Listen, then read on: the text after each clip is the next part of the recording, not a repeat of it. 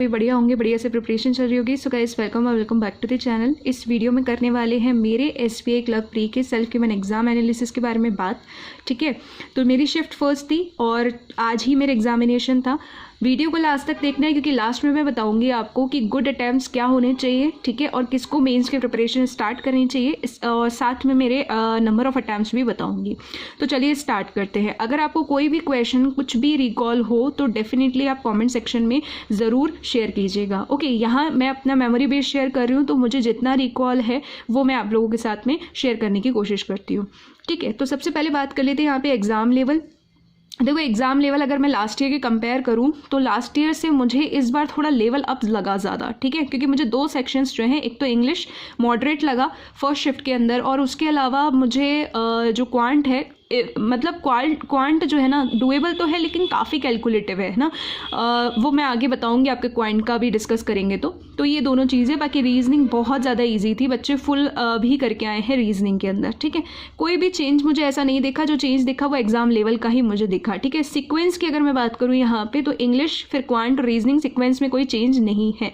ठीक है, तो अब बात कर लेते हैं सबसे पहले इंग्लिश की ही। तो इंग्लिश आई फेल्ट कि मेरे को मॉडरेट लगा काफ़ी। ठीक है, तो इंग्लिश के अंदर पूछा गया था मैच द कॉलम, जो कि एक्सपेक्टेड ही नहीं था बिल्कुल भी। और इवन मेरी कल ही एक मेंबर से बात हुई थी, उन्होंने मुझसे पूछा था, तो मैंने कहा कि यार मैच द कॉलम के ऐसे कुछ ज़रूरी नहीं है, मतलब अभी तक आया नहीं है। ठीक है, बट देखो दो क्वेश्चन उसके दे दिए थे, इसलिए कुछ भी छोड़ने वाला नहीं है। एरर ओल्ड पैटर्न पे थे, मैच दी कॉलम भी इजी नहीं थे। ठीक है, बहुत ट्रिकी चीज़ें दे रखी थी, और इंग्लिश में जो आप बोल सकते हो वोकैब में ना बहुत सिमिलर ऑप्शंस थे, तो थोड़ा कंफ्यूजिंग हो रहा था उसको करना।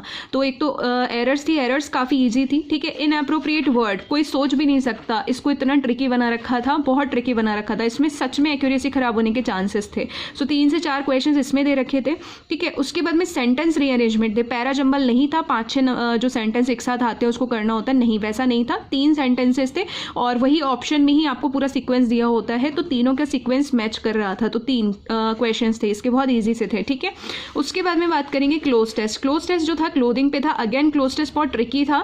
ठीक है, फर्स्ट वहाँ पे मैंने 2 चीज़ें करी थी, एक तो ऑप्शन लगाया था इम्पीड का, एक लगाया था प्रोपेल्ड का। ठीक है, और वहाँ पे शायद कंसीडरिंग करके भी ऐसे कुछ एक चीज़ थी। अच्छा, इस प्रोपेल्ड वाले में रिजल्टेड भी बन सकता है, बट रिजल्टेड के बाद में इन चाहिए होता है, इसलिए मुझे ये इंट्यूशन के हिसाब से सही लग रहा था, तो मैंने ये लगा दिया, क्योंकि आपको पेंडेमिक बाध्य कर रहा है किसी चीज़ को करने के लिए, ऐसा कुछ सेंस निकल रहा था उसका। तो क्लोज टेस्ट ऐसा कुछ था। ठीक है, फिर बात करते हैं आरसी। तो आरसी जो था वो एंटरप्रेन्योरशिप पर था, यानी कि बैम्बू पे कोई एंटरप्रेन्योरशिप थी उसकी चीज़ की था, मतलब कि वो जो डिज़ाइंस है ना उसमें ना कुछ भी मॉडिफिकेशन नहीं करते हैं या न्यू पैटर्न नहीं डालते हैं, उस पर बेसिस पे था। और शिफ्ट का जो भी एनालिसिस मैंने कल बताया था आपको, टेलीग्राम के अंदर मैंने वॉइस नोट में शेयर किया था, उसमें जितना भी मैंने एनालिसिस किया, जो भी आपका इंग्लिश सेक्शन था ना उसमें आरसी ट्रिकी आ रहा था, बाकी चीज़ें इजी थी। ठीक है, लेकिन यहाँ आरसी इजी था बाकी शिफ्ट का कंपेयर करें तो। 7 से 8 क्वेश्चंस थे। मॉड्यूलिंग एक सिनो था, उसका शेपिंग ही आएगा। फिर ट्विस्ट की बात कर रहा था तो वहाँ वेरिएशन आएगा, और एक फिलर दे रखा था जिसमें डिज़ाइन या करके कुछ ऐसा था ऑप्शन में, वो मैंने मार्क किया था। ठीक है, तो आरसी कंपेयर मतलब इजी आया था, डुएबल आया था। बात कर रहे थे नेक्स्ट सेक्शन में क्वांट की। अब देखो क्वांट के अंदर देखो एक ही डीआई दे रखी थी, लाइन ग्राफ दे रखा था आपको इस तरीके से, और उसमें डिफरेंस है ना 5 का था, मतलब जैसे 100 दे रखा है तो 5 लाइन्स है, 5 का डिवाइड करोगे तो एक का डिफरेंस कितना आएगा, एक लाइन का, एक बॉक्स बोल सकते तो 20 का हो जाएगा, ऐसे करके था। तो बहुत वैल्यू इजी सी दे रखी थी। ठीक है, उसके बाद में आपको एक ही क्वेश्चन इसमें कैलकुलेटिव था, वो मैंने ड्रॉप भी कर दिया था क्योंकि टाइम बहुत वेस्ट होता, तो बाकी के क्वेश्चन 4 बना लिए थे, तो 5-6 क्वेश्चन थे, बट मुझे लगता है 5 ही क्वेश्चन थे डीआई के। ठीक है, फिर मिसिंग नंबर सीरीज थी, मिसिंग नंबर सीरीज के 5-6 क्वेश्चन थे, तो वैसे मैंने लिखे पूरे थे, लेकिन अगेन क्या होगा कि हाथ पे लिखे थे तो वो इरेज हो गए। ठीक है, तो 2 क्वेश्चंस मुझे याद है, वो मैं अभी आगे बता रही हूँ आपको। ठीक है, simplification it was not so easy.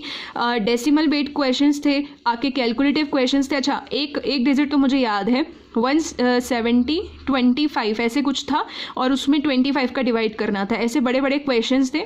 ठीक है, और जैसे 87 था, यहाँ 31 था आई थिंक, और यहाँ पे नीचे 3 था, है ना। तो ऐसे बड़े बड़े से मतलब नंबर्स दे रखे थे, प्राइम नंबर्स का यूज़ काफ़ी था, मतलब काफ़ी टाइम वेस्ट हो रहा था कैलकुलेशन करने में। 329 था, उसको 2 से या 3 से ऐसे कुछ मल्टीप्लाई करना था, ऐसे नंबर्स थे, ठीक है। तो एक क्वेश्चन का आंसर तो था इसमें 1331 आ रहा था, जिसका अपना हम ये बोल सकते हैं कि वो क्यूब निकालना था, तो उसमें 11 आंसर आ रहा था और एक में 154 आ रहा था। आई थिंक ये वाला जो क्वेश्चन था ना, इसका आंसर, इसका या किसी और का आंसर था 154, आई एम नॉट श्योर अभी, ठीक है। तो 12-13 क्वेश्चंस मुझे ऐसे लगे कि सिंप्लीफिकेशन के हैं।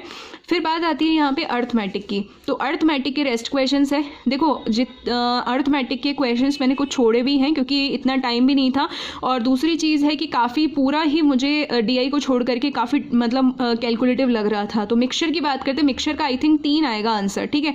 मेरे से बना नहीं था उस वक्त पे, बट मैंने घर आके बनाया था तो हो गया था। अब एक बार चेक कर लेना आपकी 3 होगा या नहीं होगा, क्वेश्चन सेम था, ठीक है। फिर पार्टनरशिप का 6000 आ रहा था, एक एज का क्वेश्चन भी था, उसके अलावा एक अपना बोट एंड स्ट्रीम से भी था, ट्रेन बेस्ड वाला भी मैंने किया था। लेकिन जितने मुझे याद थे वो मैंने बता दिए। जो जो मुझे याद आते जाएंगे ना, वो अगर पॉसिबल होगा मेरे लिए या कहीं से मुझे मेमोरी बेस्ड अरेंज हो जाएगा तो वो मैं शेयर कर दूंगी टेलीग्राम में। जो अगर आपने ज्वाइन नहीं किया तो लिंक है डिस्क्रिप्शन में, ज्वाइन ज़रूर कर लेना, है ना। तो ये चीज़ें जो है वो मैं आपको रीचेक और करवाती रहती हूँ सारी, तो आपको वहाँ से भी अच्छे से पूरी हेल्प हो जाएगी, ठीक है। तो यहाँ पे कुछ अर्थमेटिक के ऐसे मतलब ऑलमोस्ट सारे ही क्वेश्चंस कवर कर रखे थे, टाइम एंड वर्क के ये भी थे, और उसके अलावा हाँ यस जो अपना मेंस्ट्रुएशन वगैरह है उसके भी थे, but it was not so easy. अगर कोई बोले इसको कि काफ़ी ईजी शिफ्ट थी, मैंने तो 90+ उड़ा लिए, आई डोंट नो आपने क्या किया है, ठीक है। उसका एक रीज़न मैं लास्ट में बताऊंगी आपको।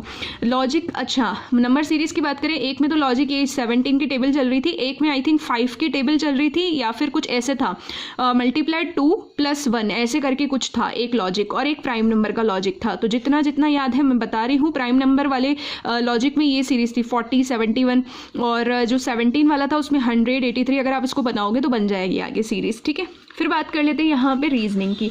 रीजनिंग मैंने 17 मिनट्स में कर ली थी, 2 टाइम्स मैंने उसका रीचेक कर लिया था, ठीक है। तो सीरीज़ का एक क्वेश्चन था जिसका आंसर GIL आएगा, इसमें 4, 4, 4 का -4 का इवन लॉजिक आ रहा था।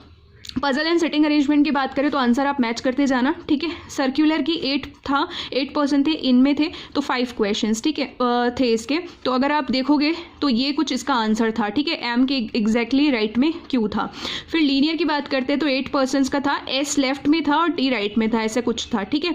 मंथ बेस्ड बात करेंगे तो 8% थे, अगेन 5 एंड 20। इसमें एक क्वेश्चन बहुत अच्छा था, जो ऑड वन आउट वाला था ना, वो काफ़ी अच्छा दे रखा था, 30, 30, 31, 31 ऐसे करके कुछ लॉजिक बन रहा था उसका। फिर एक में शायद C एंड D वाला आया था, वो ऑड वन आउट था। तो इसका सीक्वेंस मंथ वाले का ये था, G से स्टार्ट था, C पे ओवर था। अनसर्टेन वाले में कई लोग कंफ्यूज हो रहे हैं, ठीक है, क्योंकि सेंटर में मैंने बात करते हुए सुना था कई लोगों को कि वो 13 कुछ बोल रहे थे, ठीक है, बट ऐसा नहीं है, 11 ही था, ठीक है। आई थिंक लेफ्ट एंड पे कोई अननोन था, उसके बाद में K था। पूरा मुझे आंसर याद नहीं है, इसके 3 क्वेश्चंस थे जितना मुझे भी याद आ रहा है, ठीक है। तो 3 to 5 क्वेश्चन से ऐसा करके हैं।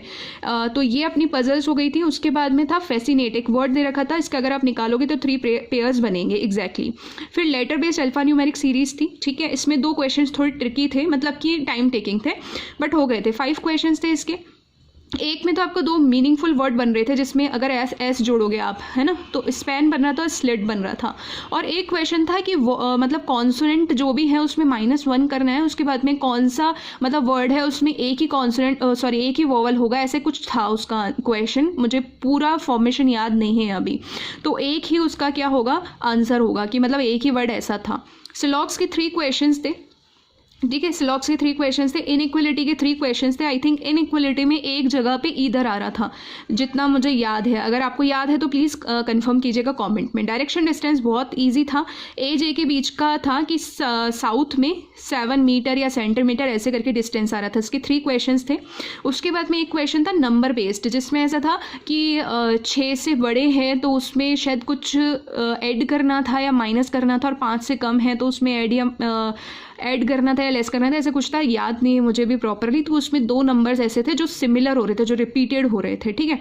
तो ये कुछ आपका रीजनिंग का रहेगा, ठीक है। तो अब यहाँ पे बात कर लेते हैं नंबर ऑफ अटैम्प्ट्स की। देखो जो बोल रहे हैं ना 90 प्लस करके आया, ये करके आया, मैं ये नहीं कह रही हूँ कि सारे बच्चे गलत बोल रहे होंगे या सारे कैंडिडेट्स गलत बोल रहे होंगे, ऐसा नहीं कह रही, लेकिन मेजॉरिटी ऑफ द स्टूडेंट्स, मैंने पहले भी समझाया था, अभी भी बता देती हूँ, मैं आगे की शिफ्ट के लिए भी आपको बता देती हूँ। एक तो मेंटली प्रिपेयर होके जाना, क्योंकि हम लोग सोचते हैं ना, देखो वैकेंसीज भी इस बार अच्छी है, तो उस हिसाब से उस पेपर का लेवल भी मतलब ऐसे मॉडरेट लगा है, बहुत ज़्यादा ईजी है, 90 प्लस वाला नहीं देखने को मिल रहा है। फिर भी डिपेंड करता है कि आपका लक क्या है उस हिसाब से, लेकिन गैस वर्क में मत जाना, क्योंकि 90 प्लस तभी हो सकता है जब इंग्लिश में आपने 25 प्लस किए हो, ठीक है। तो कहीं ना कहीं वो चीज़ भी आप थोड़ा सा समझ के जाएं इस चीज़ को। मेंटली प्रिपेयर रहोगे तो अपना बेस्ट दे के आओगे, इतनी गारंटी है, ठीक है। ये हमेशा मैं समझाती हूँ कि जो पेपर की डिमांड हो उस हिसाब से आप करके आना, ठीक। तो मेरी जो एक्यूरेसी है ना इंग्लिश के अंदर मुझे 95% लग रही है, पता नहीं क्यों मेरे को आज थोड़ा सा डाउट आ रहा है इंग्लिश के ऊपर।